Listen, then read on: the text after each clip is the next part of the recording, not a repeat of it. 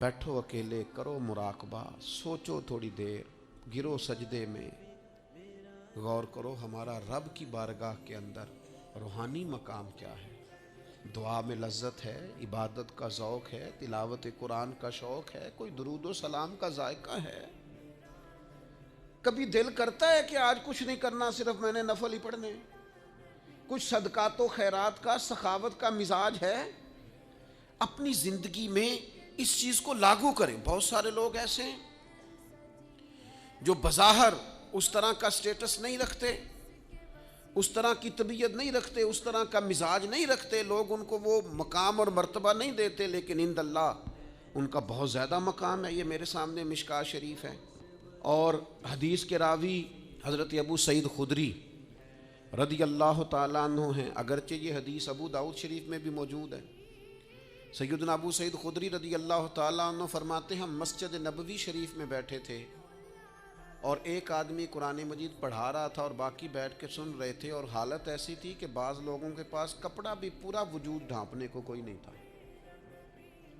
यानी उनके जिस्मों पर जो लिबास था वो भी इतना ज़्यादा नहीं था कि वो चादरों में सिमटे हुए हों, बस सादे सादे लिबास, उसके साथ वो वक्त गुजार रहे थे। एक आदमी कुरान पढ़ा रहा है।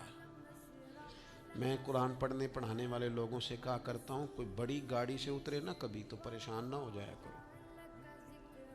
तुम किसी को देखो ना कि वो जनाब बड़ा जदीद तरीन लिबास पहन के तुम्हारे पास से गुजरा है तो परेशान ना हुआ करो। तुम बड़े खुशकिस्मत हो जिनके सीनों में अल्लाह ने कुरान मजीद रखा हुआ है।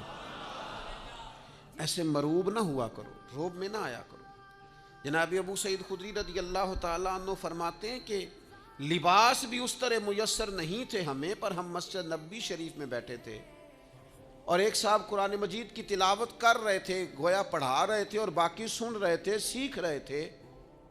अचानक हमारी नज़र उठी तो मदीने वाले महबूब भी तशरीफ़ फरमा हो। हुजूर को सामने पाया तो बस कैफियत ही बदल गई।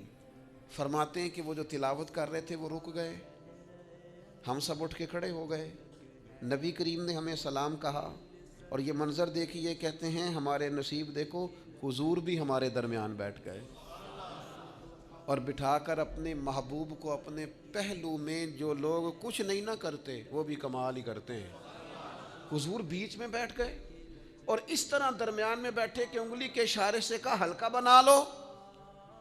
कहते हमने हल्का बना लिया और फिर हुजूर ने आते ही पूछा क्या कर रहे थे, हालांकि देख भी लिया है क्या कर रहे थे। तो हमने अर्ज़ की या रसूल अल्लाह सल्लल्लाहु ताला अलैहि वसल्लम, ये हमें कुरान मजीद पढ़ा रहे थे, सिखा रहे थे, सुना रहे थे, हम सुन रहे थे।